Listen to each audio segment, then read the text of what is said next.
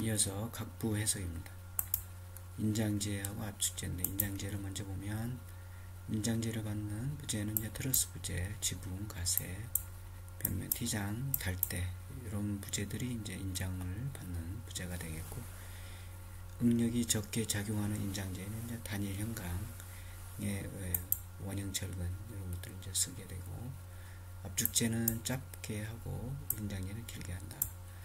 이제 철골 구조에서 특히 압축제는 짧게 하는 이유가 자구를 방지하기 위해서 그렇고, 만약에 압축제가 길게 되면 자구 현상이, 즉 버클링 현상이 생기는 거죠. 그 다음에 단부 또는 연결 부재의 접합에는 용접, 리벳, 볼트, 클레이비스, 턴버클 이런 것들을 이제 사용해서 연결 부재에 사용한다. 그래서 인장제 접합에 대해서 이제 용접을 한다든가, 클레비스 이렇게 생긴 게 이제 클레비스 이렇게 됐죠. 이렇게. 그다음에 이렇게 해서 여기 이제 접합 리벳을 넣어서 핀을 넣어서 이제 이렇게 이제 당기는 인장제가 되는 거죠. 그 다음에 볼트, 턴버클 이렇게 생겼고,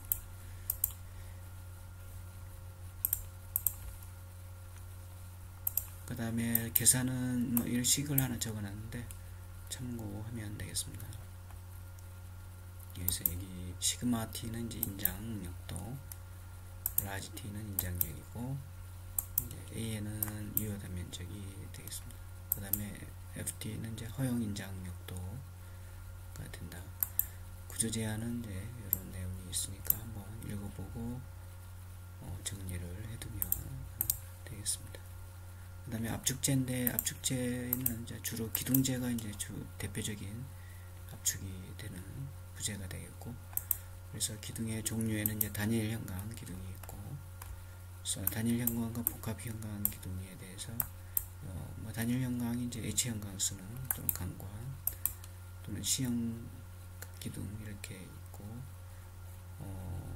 그다음에 이제 복합 형광 기둥에는 이제 복합 이렇게 두 개로 차넬을 이렇게 여기에 이제 용접을 해서 복합을 기둥으로 쓴다든가, 또는 이렇게 조립을 해서 이런 식으로 디귿 차넬, 그다음 플레이트 돼서 여기 이제 볼팅을 해서 조립을 해서 기둥으로 사용하는 그 형태가 되겠습니다. 그래서 조립 기둥에는 이제 판 기둥, 격자, 레티스, 그다음에 트러스 이런 기둥 등이 있고, 철판, 앵글, 채널, 아이언각 이런 것들을 이제 리벳이라든가 용접, 볼트를 사용해서 조립을 해서 기둥 형식으로 사용하는 그런 기둥이 되겠습니다. 그 다음에 리벳 볼트 조립 기둥, 이제 리벳을 또는 고장력 볼트 이런 걸로 이제 조립을 해서 기둥으로 만들고 사용하는 기둥이 되겠고, 그 다음에 용접 조립, H형광, I빔, 채널, 앵글 이런 것들은 용접 조립하는 경우. 그 다음 박스형 용접 조립도 있어요. 초고층 건물에 이제 주로 쓰는 기둥으로 철판이 두꺼워서 이제 부분 녹슬림 홈 용접을 접합해서 박스 형태로 만들어서 이제 기둥을 사용하는 거죠. 기둥으로. 물론 그 박스 형태로 만든 거에 이제 충진하기도 해요.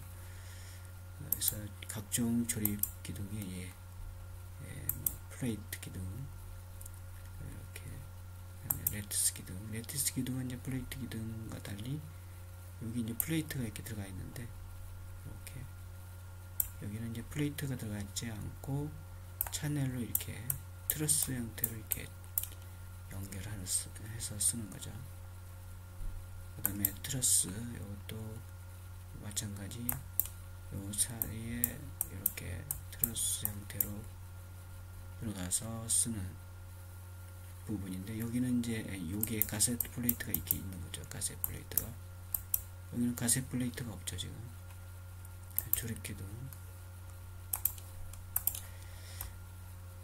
그 다음에 이제 그 압축제인 경우에 아까 자굴 버클링이 생긴다고 그랬는데, 자굴 형태가 압축제의 기둥이 이렇게 있으면 요 밑부분하고 요 윗부분, 즉 기둥의 접합 부위, 지지점이죠. 요 지지점의 형태가 양단 고정이냐, 1단 고정의 핀이냐, 1단 고정의 자유 핀으로 되어 있는지, 이렇게 요 지지점의 상태, 두 지점의 상태에 따라서 그 좌골 길이에 해당되는 LK가 다르게 됩니다. 그래서 뭐 이론값은 양단 고정일 때는 이제 반 2분의 1L 0.5L이 되고, 추정값은 0.65L이 되고, 그 다음에 1단 고정의 타단 핀일 때는 이제 이론값은 0.7L, 추정값은 이제 0.8L, 그 다음에 이렇게 되어 있는 경우 고정단의 회전 이렇게 되어 있을 때는 이제 1L, 추정은 1.2L, 양단의 핀인 경우는 1L, 1L, 그 다음에 자유단일 때 한 단이 자유단이고 핀일 때는 이제 2L, 2.2L, 그 다음에 핀의 자유단일 때 이럴 때는 이제 2L, 2L. 그래서 구속 조건이 지지점의 구속 조건이 어떤 거에 구속이 되느냐에 따라서 그 좌골 길이가 달라진다, 이렇게 보면 되겠습니다. 이 좌골 길이라는 것은 실제로 기둥의 길이가 L이라고 한다면 이 구속 조건에 따라서, 양단의 구속 조건에 따라서 이 L을 쓰지 않고 LK를 쓴다, 즉 좌골 길이를 쓴다. 어디에? 구조 해석할 때. 세장비라는 개념이 있고, 세장비는 여기 있는 것처럼 이제 좌골 길이, 여기서 구한 좌골 길이를 이제 단면 2차 반경, 이제 I라는 단면 좌골에 대한 단면 2차 반경이라는 변수를 가지고 구해서 쓴다. 요거 이제 세장비로 정의해서 쓴다, 이런 얘기고, 세장비가 압축제의 최대 세장비는 이제 250 이하, 기둥일 때는 이제 200 이하, 중요 기둥일 때는 150 이하로 우리가 사용을 한다, 이렇게 기억을 하면 되겠습니다. 그 다음에 기둥의 구조, 재료는 두께가 6mm 이상, 200V의 지름은 16mm 이상 쓰고, 단면적은 구멍을 공지하지 않은 단면적으로 쓴다. 대판과 레티스 이런 것들은 중간 대판의 너비는 2분의 j 이상, 그 다음에 양단 대판의 너비는 j 이상, 그 다음에 25cm 이상으로 한다. 그 다음에 레티스의 경관, 이제 한쪽에만 있는 그런 레티스를 한쪽에만 두는 건 이제 30도, 그 다음에 양쪽으로 두는 건 이제 45도, 주각, 지판의 두께는 12mm 이상, 그리고 리벳의 기초의 접판은, 즉은 이제 밑리벳 접판은 이제 기초 볼트로 고정한다, 이렇게 보면 되겠습니다. 그 다음에 압축제 및 기둥제인데, 이건 이제 계산하는 식이 이렇게 적혀 있는데 한번 보면 되겠고, 그 다음에 압축제와 기둥제의 구조 제한 좀 있습니다. 그래서 이것도 한 번씩 좀 읽어서 정리를 한번 해두면 되겠어요.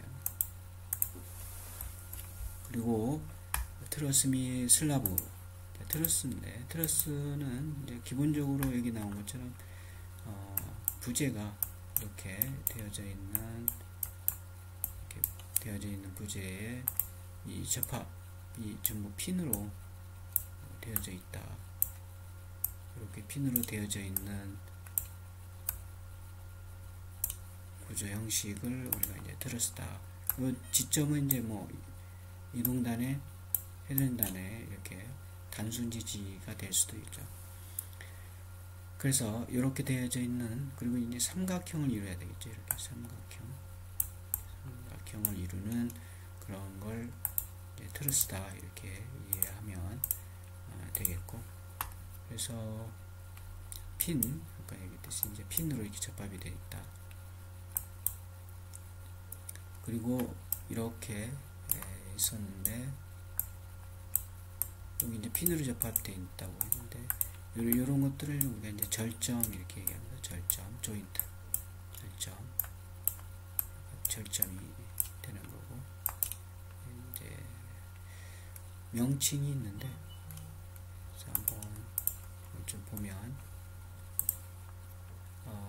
여기 이제 위쪽에 상현재, 아래쪽을 하현재 이렇게 있죠. 상현재, 하현재. 그리고 이제 사이에 이렇게 요 같은 경우는 이제 트러스 형태가 이렇게 되어 있는 거죠. 지금 이렇게 트러스가 되어 있고, 요 핀으로 전부 이렇게 접합이 되어 있는데, 여기에 요 사이에 있는 부재를 이제 복재 이렇게 얘기한다. 그 다음에 이렇게 되어 있는 게 경사재, 요 사이에 있는 것을 복재. 여기 이제 지점이 되겠죠. 핀, 이동단, 그래서 이제 지점이 되고, 여기서 여기까지를 이제 경관, 그 다음에 요 같은 이제 여기 좀 요 같은 경우는 이제 평트러스고, 요거는 경사트러스인데, 평트러스 여기 상현재, 하현재, 그 다음에 수직재, 이것도 수직재, 경사재, 이것도 경사재, 이렇게 경사재 되고, 여기 사이사이가 여기에 이제 핀으로 접합되어 있는 거죠. 힌지로. 여기 핀, 이렇게. 그리고 여기가 지점이 되는 거죠. 지점. 경관. 이렇게 된다. 그리고 각각의 이런 것들을 이제 절점, 이렇게. 여기도 절점 이렇게 되겠죠. 철골 트러스 구조의 명칭인데, 주로 이제 조금 기억을 해야 될 게, 여기와 여기를 이제 베이라고 한다는 거. 그 다음에 요렇게 간 부재를 우리가 띠장, 이것도 이렇게 띠장이 되겠죠. 띠장. 그 다음에 스팬이 여기까지 스팬이 되는 거고, 그 다음에 여기 가세가 있죠. 지금 이렇게 가 있는 게 가세입니다. 가세. 이것도 가세죠. 이것도 가세고, 가세, 브레이싱이 되겠고, 그 다음에 여기 요런 것들이 지금 다 이렇게 간 게 지금 중돌입니다. 중돌이. 나머지는 이제 그 다음에 뭐 처마돌이 있는데, 여기 처마돌이, 귀잡이 가세 이렇게 있고, 나머지는 한 번씩 보면 되겠습니다. 그 다음에 현재는 이제 아까 얘기했듯이 위에 있는 상현재, 하현재 이렇게 있다. 트러스에서. 그래서 현재는 이제 압축재가 주로 되겠고, 하현재는 인장을 받는 인장재가 된다. 그 다음에 요 사이사이 있는 부재를 이제 복재다 이렇게 얘기했죠.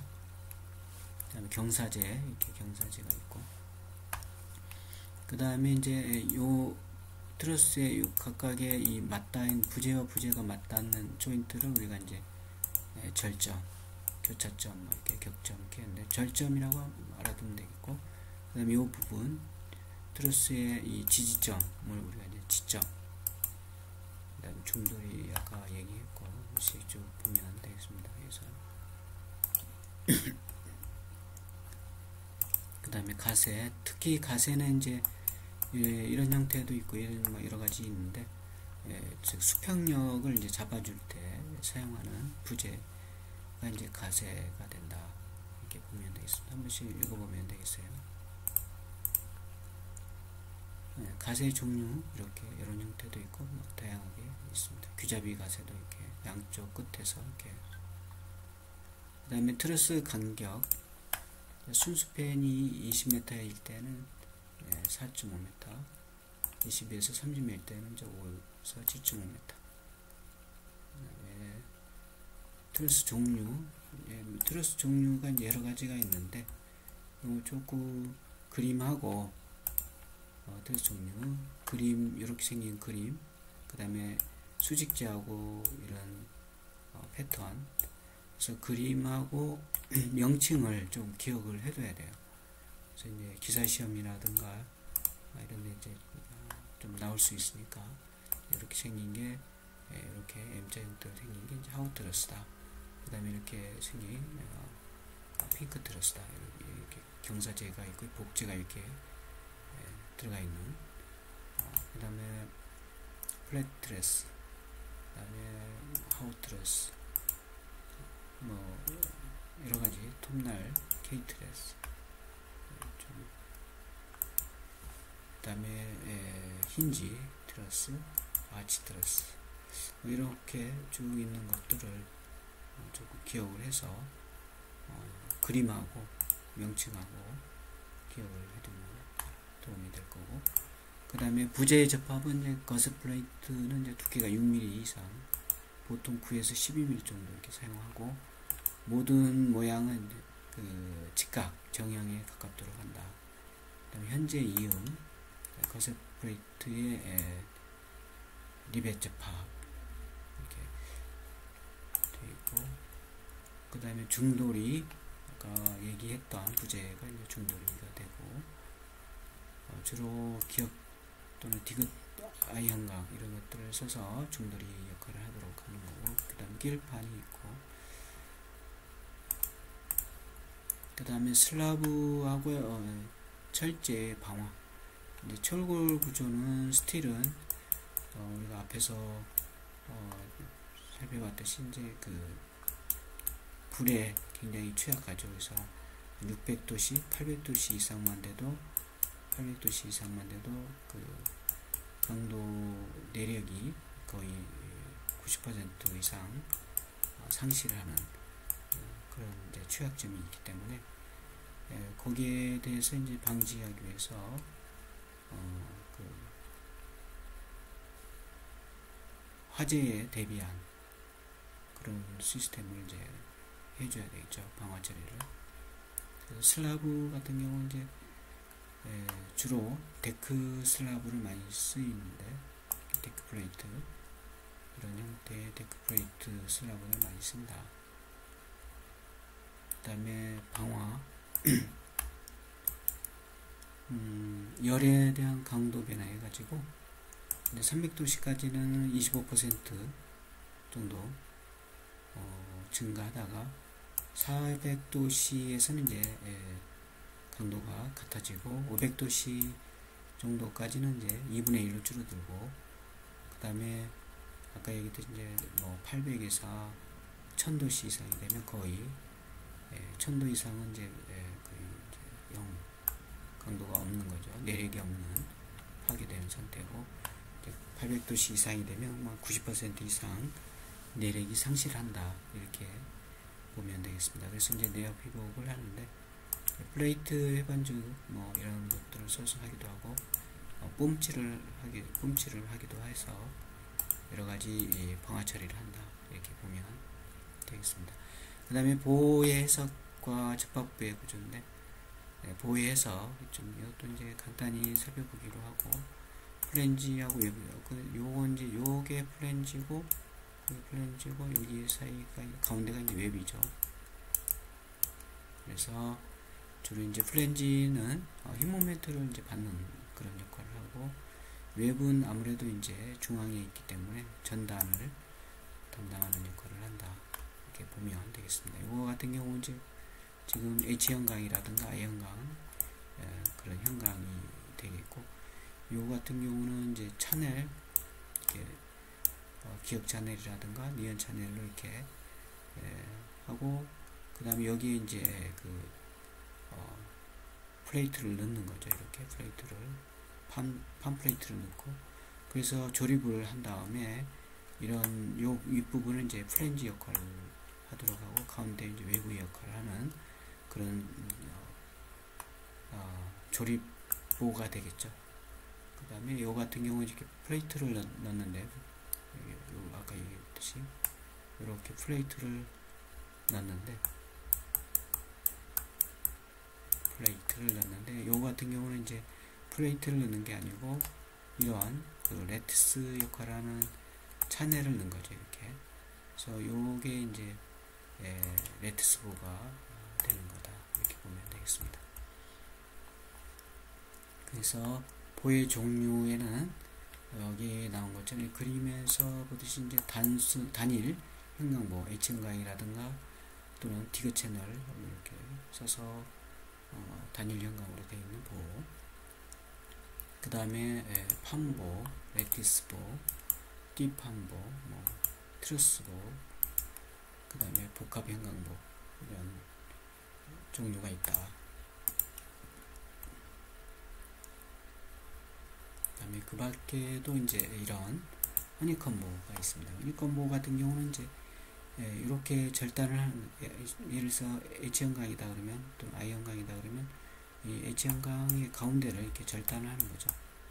절단해서 이렇게 어긋나게 하면 이 가운데 이 절단된 부위가 이렇게 되겠죠. 이렇게 그래서 이제 보이드가 되면서 이런 형태가 돼서 이런 형태를 이제 허니콤보로, 물론 이제 이 사이는 접합을 하는 거죠. 그래서 나머지 내용은 한 번씩 읽어보면 되겠습니다. 그 다음에 조립판보도 마찬가지로 이렇게 차넬이 있고, 차넬, 그 다음에 플레이트를 이렇게 넣는 거죠. 그 다음에 플레이트를 덧대고 용접을 한다든가 하는데 용접 접합할 경우도 있고, 그 다음에 또 플레이트를 이렇게 덧대서 리벳 접합할 경우도 있다. 이렇게 생긴 게 이제 조립해서 만든 보다 이렇게 보면 되겠습니다. 그래서 이 윗부분은 이제 프린지 역할에서 힘 모멘트를 받도록 하고, 이 가운데 부분은 이제 외부 역할을 해서 조립되어 있지만 외부 역할을 해서 전단을 담당할 수 있도록 하는 부분이 되고, 이렇게 조립을 하면 아무래도 이제 버클링을 좀 방지할 수 있다 이런 얘기가 되겠습니다. 그래서 나머지는 한 번씩 읽어보면 되겠습니다. 그 다음에 레티스보하고 격자보도 아까 봤듯이 이런 형태로 되어 있고, 판보, 레티스보. 그래서 격자보는 이렇게 이제 중간에 이렇게 플레이트 스틸 대철이 들어가 있는 거죠. 그 다음에 레티스보 같은 경우는 이렇게 중간에 이제 차넬이 들어가 있는 거죠. 차넬. 그 다음에 판보도 마찬가지 이렇게 되어 있는데 이게 스티프너가 들어가 있는 거고, 이건 이제 단일 형광이 되겠습니다. 그 다음에 트러스보도 트러스를 이제 만들어져 있는 이렇게 트러스보도 상현재, 하현재 있고, 여기 이제 차넬이 이렇게 들어가는데, 여기 같은 경우는 이렇게 거셋 플레이트가 들어가 있습니다. 거셋 플레이트가 들어가서 거기에 이제 리벳으로 접합을 해서 고정을 시켜주는 그런 형태가 이제 트러스보가 된다. 이렇게 보면 되겠습니다. 내용은 한 번씩 읽어보면 되겠습니다. 그 다음에 보의 설계인데, 이건 이제 참고로 이렇게 힘 모멘트에 대해서는 이러한 식을 사용해서 또는 이러한 식을 사용해서 이제 계산을 하고, 전단에 대한 검사는 이런 식을 약식으로도 이렇게 검사할 수가 있고, 요 식을 이용할 때에 각각의 기호에 대해서는 적혀 있으니까 참고하면 되겠습니다. 그 다음에 보의 처짐인데, 보호가 이렇게 이제 단순 보호가 이렇게 있으면 이게 등분파중이 실리면 보호가 이렇게 쳐지겠죠. 보호가 이렇게 쳐지겠죠. 그래서 이 처짐을 이 처짐이 너무 이제 이 처짐이 너무 크면 위험하니까 처짐을 이제 제한을 두고 있습니다. 그래서 스팬의 300분의 1L 정도, 그 다음에 내민보인 경우는 이제 250분의 1L 정도, L이라면 이 스팬의 간격을 L이라고 한다면, 그 다음에 크레인 주행보의 처짐은 수동 크레인에서는 이제 500분의 1, 기타 전동 크레인에서는 이제 800에서 2000분의 1 L이 되겠고, 그 다음에 보의 구조 일반인데, 한 번씩 쭉 읽어보면 되겠습니다. 그래서 재료인 경우, 그 다음에 단면적 충. 그래서 한 번씩 좀 읽어보고, 그 다음에 거셋 플레이트가 있는데, 아까 얘기했듯이 이런 것이 이제 거셋 플레이트죠. 트러스 보호, 이게 이제 거셋 플레이트죠. 이렇게 판이 이렇게 들어가는 거죠. 이렇게 판이 들어가 있는 거죠. 이렇게 여기도 마찬가지. 여기 들어가서 안 보이지만 여기는 보이고, 여기도 안 보이고, 안 보이고, 요 채널 안에 들어가 있는 거죠. 이렇게 들어가 있고, 여기 이제 그 판이죠. 플레이트인데, 이렇게 이제 들어가서 있는 판을 거셋 플레이트다. 이렇게 거셋 플레이트다. 이렇게 빌려지고 있다. 이런 얘기고, 그래서 거셋 플레이트는 이제 여기 있는 것처럼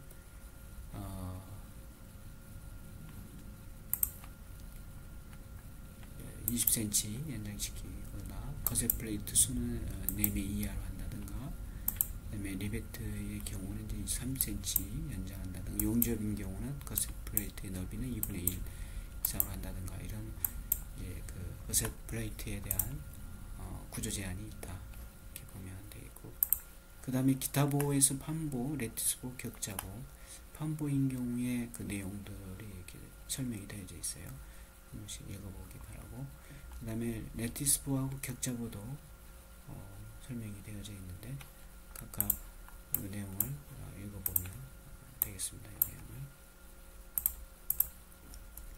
그 다음에 접합부의 구조인데, 보호의 접합인데, 이게 이제 기둥이죠. 지금 기둥이 있고 여기 보가 있는데, 보가 예를 들어서 이제 기둥이 있고 요 사이에 이제 보가 연결이 되는데, 보가 이제 요 기둥과 기둥 사이의 간격이 뭐 6m든가 또는 뭐 7m 이렇게 간격이 됐을 때, 대부분 요 기둥하고 보의 일부 여기까지를 공장에서 조립해서 오죠. 그래서 요 부분을 조립해서 오고, 나중에 현장에서 요 부분을 이제 여기서 현장에서 요 사이를 이제 그 접합을 해서 보를 연결하죠. 그때 여기에 이제 보 접합이 이루어지는 거다. 그 얘기를 하는 겁니다. 그래서 작은 보와 큰 보의 접합이 있을 수도 있고, 요 같은 경우 이제 기둥하고 큰 보의 접합이 되는 거죠. 그래서 작은 보와 큰 보의 접합은 여기 있는 것처럼 이제 전단을 큰 보에 전달할 수 있도록 접합을 해서 사용한다. 그리고 큰 보하고 여기 이제 큰 보하고 이 기둥의 접합, 주로 이제 단부의 힘 모멘트와 전단력을 동시에 기둥에 전달할 수 있도록 그런 접합이 되도록 설계를 한다. 이렇게 보면 되겠습니다. 그래서 나머지는 한 번씩 읽어보면 되겠고, 그래서 기둥과 보의 접합의 형태 나와 있어요. 그래서 각각 한 번씩 보면 되겠습니다. 그 다음에 기둥과 기둥의 접합, 기둥도 이제 1층 기둥에서 1층 기둥이고 2층 기둥, 이제 여기 1층, 2층, 층이 올라가면서 기둥에 이제 밑에서 올라온 기둥을 또 연결해서 이렇게 올라가야 되는데, 그때 요 기둥과 기둥을 이제 접합하는 내용이 되겠습니다. 그래서 요서 한 번씩 읽어보고 이제 이런 형태가 되겠죠. 기둥의 용접 또는 이렇게 볼트로 접합하는 방법. 그래서 상하, 여기 이제 밑에서 올라온 기둥이고 위에서 이제 접합해서 연결하는 기둥이 되는데, 상하 기둥의 크기가 이제 차이가 있을 수도 있죠. 그죠? 밑에 단면은 이제 크고 축 하중이 압축력의 힘이 크니까, 그 다음에 위에는 이제 위로 올라갈수록 압축력이 위에서 내려오는 압축 하중이 이제 적기 때문에 단면이 적어질 수 있죠. 그렇게 되면 이렇게 이렇게 되겠죠. 밑에 기둥은 단면이 큰데 위에 기둥은 이제 단면이 적게 되고, 그러면 연결할 때 이제 이 기둥의 단면적이 이제 서로 이제 다르게 되겠죠. 그랬을 때 상하 기둥의 크기가 큰 차이가 없을 경우에는 이제 용접으로 그냥 이렇게 접합을 해서 연결을 하면 되겠고, 그 다음에 큰 경우 이렇게 하부 아래 기둥하고 윗 기둥의 단면의 차이가 큰 경우에는 베이스 플레이트를 사용해서 용접한다. 이렇게 플레이트를 하나 넣는다는 얘기죠. 중간에 플레이트를 하나 넣고 위에 기둥을 올려서 접합을 해서 연결을 한다. 그 다음에 이제 볼트로 접합할 경우에는 여기 이제 아래 기둥이고 윗 기둥이 이렇게 있겠죠. 이렇게. 그러면 여기에 중간에 이렇게 판을 하나 댑니다. 플레이트를 하나 대고 거기에 이제 볼트로 이렇게 접합을 한다. 이렇게 보면 되겠습니다. 여기 앞에서 본 그림이고 여기서 본 그림이 요거죠. 이렇게 덧판을 대고 그다음에 고장력 볼트, 여기 이제 고장력 볼트로 이렇게 있는 거죠.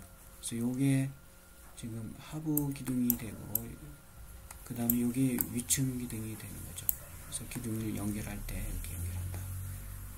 그리고 또 이렇게 연결하는 경우도 있다. 이 웹부분, 웹부분에서 또 연결을 이렇게 해주는 경우도 있다. 그 다음에 서로 특히 이제 아래 기둥과 윗 기둥의 단면의 차이가 큰 경우 이렇게 연결이 된다. 이렇게 보면 되겠습니다. 그래서 그 내용들이 설명되어 있는데 한 번씩 읽어보면 되겠고, 그 다음에 큰 부와 작은 부의 접합 또 마찬가지 이렇게 보의 보 이렇게 되어 있다. 그 다음에 큰 보가 있고 작은 보가 이렇게 있을 때 주로 이제 이렇게 있으면 기둥이 이렇게 있고, 그죠? 보가 이렇게 있죠. 보가 이렇게 있고, 그 밑에 이제 이렇게 요 큰 보의 직각 방향으로 이제 이 작은 보가 이렇게 연결이 되어 있겠죠. 그 다음에 위에 이제 슬라브가 이렇게 되겠고, 또는 지붕재가 이렇게 되겠고, 이 직각 방향으로 연결이 되기 때문에 이 작은 보의 직각 방향이 얘가 되고, 그 다음에 이 밑에 큰 보가 얘가 되는 거죠. 그 다음에 이제 기둥이 연결이 되는 거고, 그랬을 때 이 큰 보와 작은 보의 접합, 이렇게 여기 이 부분에서 이제 접합을 해준다. 이렇게 보면 되겠습니다. 그 다음 주각, 이제 기둥의 밑부분, 밑둥 부분인데, 여기에서 나온 것처럼 주각 형태에 따라서, 여기 이제 기둥이죠, 얘가. 요 기둥이고, 여기도 기둥이고, 기둥인데, 이런 형태로, 접합을 해준다. 철골 구조에서의 주각 부분에 특히 요 명칭들인데, 요것들이 이제 베이스 플레이트라든가, 클립 앵글, 그 다음에 윙 플레이트, 기둥이고, 그 다음에 사이드 앵글, 그 다음에 뭐 리브, 요것들이 리브가 되겠죠, 리브.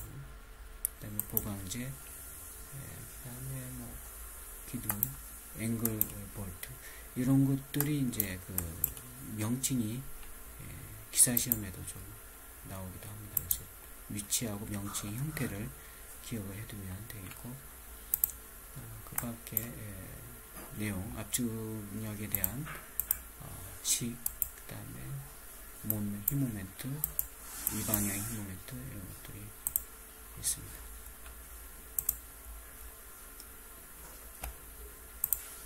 도장하고 내압 피복, 방청 도장, 내압 피복이 있습니다. 그래서 아까도 얘기했듯이 이제 불에 열악하기 때문에 불에 취약한 부분을 이제 방지하기 위해서 방청한다든가 내압 피복을 두어서 불에 견디도록 이렇게 하는 부분이 되겠습니다. 그래서 여기 이제 방청 도장할 때에 그 페인팅, 방청 페인트로서는 이런 걸 쓴다.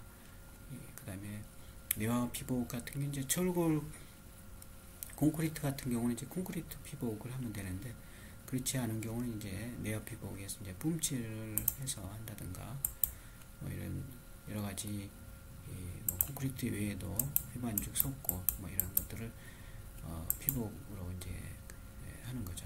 그래서 내화가 되도록 하는 부분이 되겠고, 그 다음에 가공하고 시공이 있는데,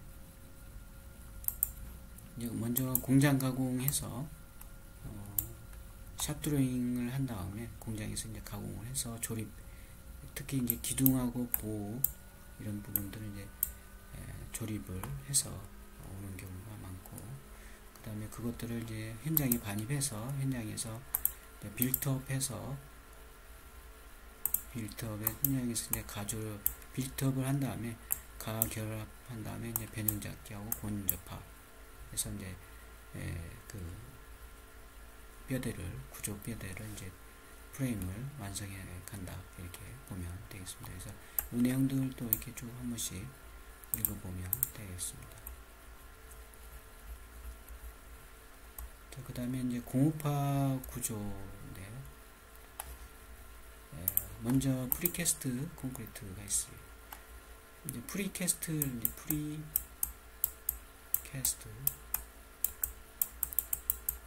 콘크리트, 프리캐스트 레인포스트 콘크리트가 있고, 그것들로 인해서 만들어진 구조체를 프리캐스트 콘크리트 구조다, 이렇게 얘기하고, 주로 이제 공장에서 품질 관리를 해서 오는 그런 부재들이 되겠습니다. 그래서 이제 공업화 되어져 있는 그런 부재다, 이렇게 보면 되겠습니다.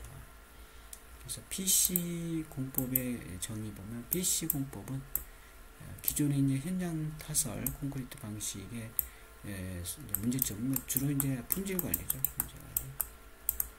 현장에서 하면 아무래도 이제 품질이 굉장히 떨어지고, 여러 가지 현장 여건에 따라서 품질이 다양하게 일관성이 없게 되는 그런 우려도 있기 때문에, 이런 것들을 이제 극복하고 기획, 설계, 엔지니어링, 생산, 시공, 사후 관리까지 체계적으로 하는 그런 공법으로 이제 개발된 게 PC 공법이다, 이렇게 보면 되겠고, 미국의 같은 경우 이제 PCI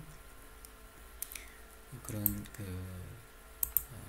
단체가 있고, 거기에 따라서 이제 PC 공법의 구조용 PC하고 건축용 PC를 이렇게 미국 같은 경우 이제 나눠서 이제 사용을 하고 있고, 거기에 따른 이제 매뉴얼이 있고 활발하게 사용이 된다, 이렇게 보면 되겠습니다. 그래서 이제 다른 나라에서도 이제 PCI 기준에 이제 따라서 공법을 활용을 하고 있다, 이렇게 보면 되겠습니다. 그래서 PC 공법은 인력 절감, 대량 생산이 이제 가능하고, 그다음에 품질 관리가 이제 굉장히 양호하다. 그다음에 공기 단축을 할 수가 있고, 원가 절감을 할 수가 있다. 대량으로 하니까 원가 절감도 할 수 있는 그런 목적도 있고 장점이 된다, 이렇게 보면 되겠습니다. 그리고 PC 공법의 생산 과정이 이렇게 됩니다. 그래서 먼저 기획, 설계, 엔지니어링, 부품 생산, 그 다음에 사후관리까지 공업화해서 체계적으로 관리하겠다, 이런 게 이제 PC 공법의 개념이 되겠고, 순서는 이제 설계를 하고, 그 다음에 몰드 제작, 그 다음에 세팅을 하고, 검사를 해서 철근백은, 그 다음에 부속물 매입한 다음에 검사하고, 콘크리트 타설해서 양생을 하면 하나의 이제 부재가 생성이 된 거고, 이 양생이 완료돼서 제대로 이제 강도가 나오는지 검사한 다음에 출하를 한다. 현장으로 이제 운반하는 거죠. 그래서 현장에서는 아까 얘기했듯이 빌트업해서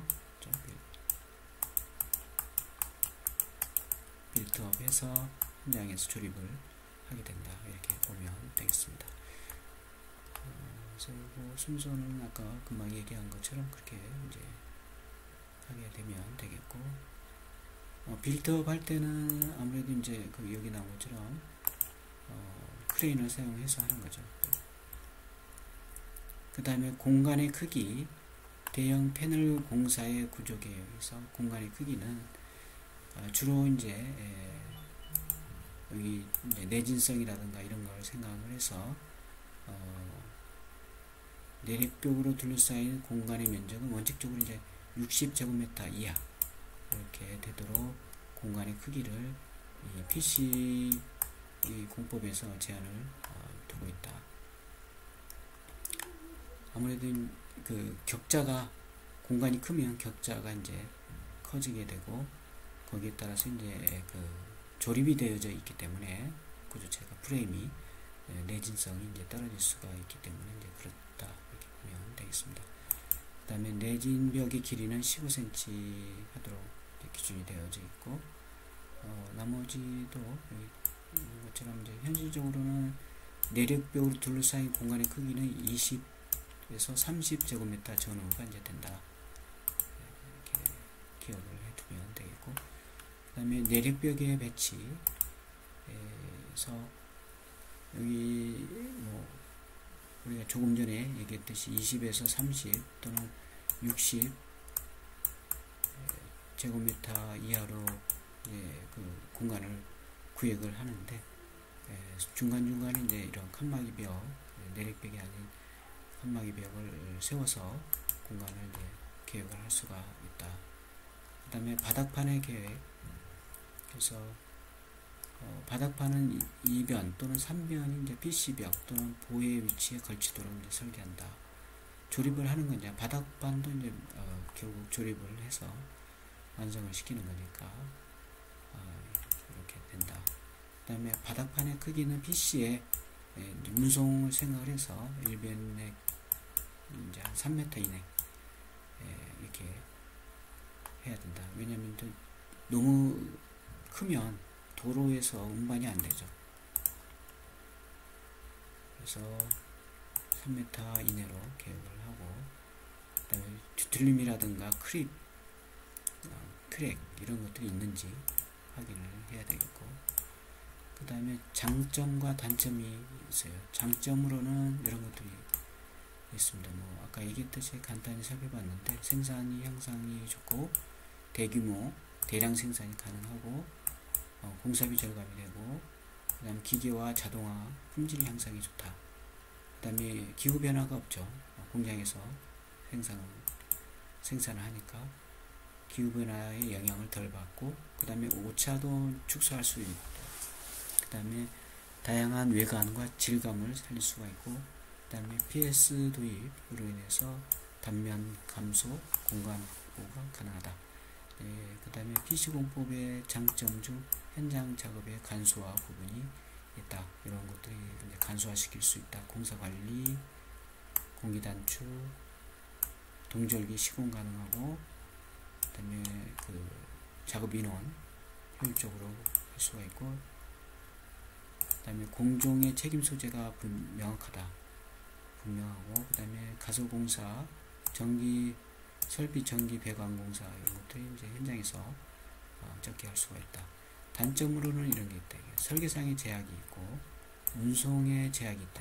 적재도 문제가 있고, 그 다음에 이제 빌드업 할 때 양중, 너무 무거운 경우는 양중의 문제가 있고, 그 다음에 획일성이 있다. 그 다음에 시공기술이 이제 수급이 돼야 되고, 초기 이제 시설 투자가 필요하죠. PC에서 이제 공장에서 PC를 만들기 위한 공장 시스템, 공장 건설을 해야 되기 때문에 이때 이제 비용이 많이 들고, 그 다음에 접합부 문제 해결이 돼야 된다. 이런 게 이제 단점이 되어 있습니다. 그래서 각각의 공법을 조금 비교를 해보면 현장 타설 PC 공법하고 완전 PC인 경우, 부분 PC인 경우에 각각의 비교를 해보면 이제 현장에서 아예 그냥 만드는 기존 공법, 철근 콘크리트 공법 같은 경우는 이제 가격은 저가이고 품질은 안 좋고, 이런 공기는 길고 뭐 이런 게 쭉 나와 있습니다. 그래서 비교를 해보고, 그 다음에 이제 완전 PC인 경우, 완전 공업화 PC로 하는 경우는 이렇게 가격은 고가이고 품질은 높고 공기 작고 이런 것들이 이제 특징이 있고, 그 다음에 부분 PC 복합화 공법인 경우는 이제 일부는 이제 그 공장에서 PC로 하고 또 일부는 현장에서 하는, 그래서 복합해서 사용하는 경우는 이제 이렇게 중간중간 그런 특징이 있다. 그래서 비교한 요걸 천천히 한번 기억을 해두면 되겠습니다. 그 다음에 PC의 분류, PC 공법의 분류에서 조립식 구조, 중형 패널에 의한 벽식 구조, 대형 패널에 의한 벽식 구조, 골조와 벽식의 병용 구조, 그 다음에 유니티형 벽식 구조가 있다. 그래서 이러한 형태로 이제 PC 공법의 분류를 할 수가 있고, 그 다음에 오픈 시스템하고 이제 크로스 시스템이 있다. 오픈 시스템이라고 하는 것은 형태를 미리 결정을 하지 않고 부품들을 이제 모듈러 코디네이션 해서 모듈로 한다는 얘기죠. 모듈을 사용해서 모듈을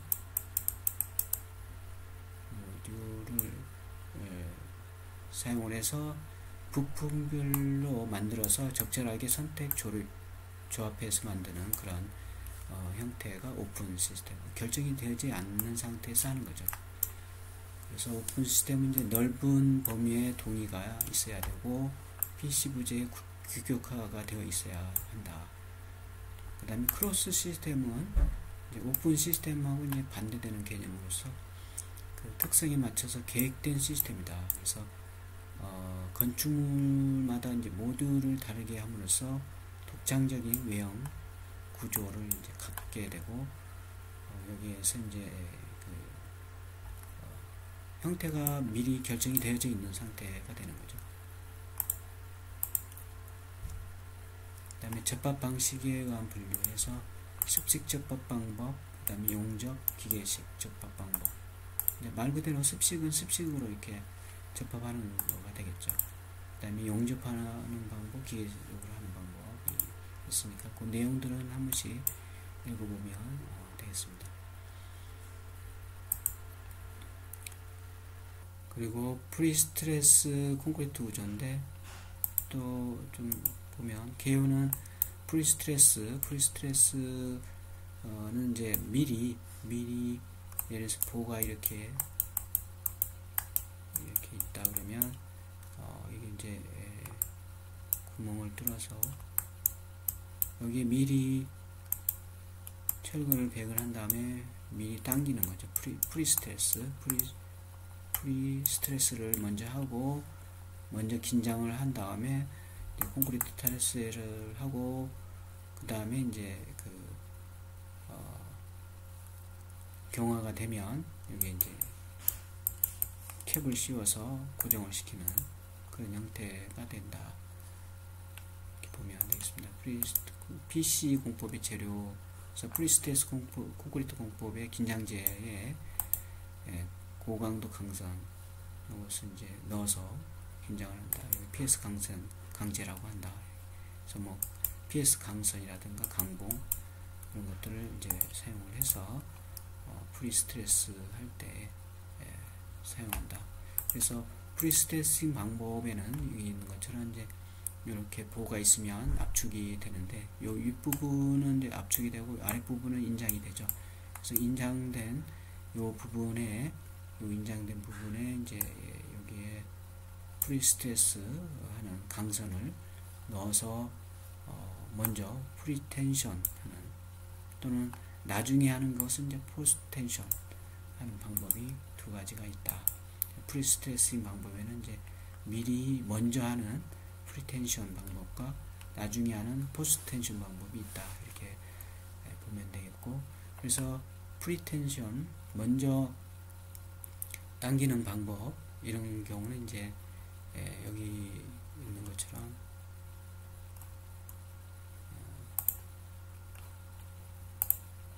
여기서 보면 여기에 튜브를 이렇게 넣죠. 이렇게 튜브를 이렇게 넣어서 그 다음에 이 튜브 안에 PS 강선을 이렇게 넣는 거죠. 이게. 그래서 여기 이제 같이 PS 강선이 넣어지고, 그 다음에 이제 프리텐션은 미리 당깁니다. 이거 미리 긴장, 잭업을 하죠. 그래서 미리 당기고, 그 다음에 요 시스 안에, 요 튜브가 아까 있다고 그랬는데, 요 시스 안에 이제 그라우팅을 해서, 이제 그라우팅 채움을 한 다음에 굳으면, 여기 이제 절단하고, 여기 캡핑해서 고정을 시키는, 요게 이제 프리 텐션이 되고, 포스트 텐션은 여기에 시스를 넣습니다. 이렇게 된 튜브를, 요거 이제 시스라고 하는데, 시스를 넣고 똑같이 요 안에 PS 강선을 넣는 거죠. 이렇게 넣고, 그 다음에 이제 콘크리트 타설하고 다 경화된 다음에 나중에 텐션 하는 거죠. 경화 후에 텐션하는, 그래서 포스트 텐션이 되는 거죠. 포스트 나중에 텐션을 한다. 이게 이제 그리고 나서 이제 캐핑을 하는 거죠. 고정을 시키는. 여기 이제 포스트 텐션 방법이 되겠습니다. 그 다음에 현장 타설 공법하고 프리캐스팅 공법이 있다. 그 다음에 PS 공법의 가능성 쭉 설명이 되어 있는데 한 번씩 보면 되겠습니다. 그래서 데스펜 공간에도 이제 가능하게끔 그런 기술이 된다 이렇게 보면 되겠습니다. 그래서 뭐 그 하이빔 공법이라든가 이런 공법들을 이제 개발해서 건설사에서 이제 사용을 하고 있죠. 그 다음에 구조 재료 콘크리트가 있고, 뭐 당연히 콘크리트하고 프리텐션, 포스트 텐션에 쓰이는 그런 설계 기준 강도는 이제 이렇게 나와 있는데 이건 참고하면 되겠고, 그 다음에 콘크리트 외에 PC 강제, 그다음에 보조 재료 이제 정착제, 시드, 그라우트 이런 것들이 있다. PC 강제 인정 강도는 이제 이렇게 주어져 있습니다. 그래서 이런 강제를 쓴다 이렇게 보면 되겠습니다. 자, 오늘은 여기까지 하기로 하고 마치도록 합니다. 수고했어요.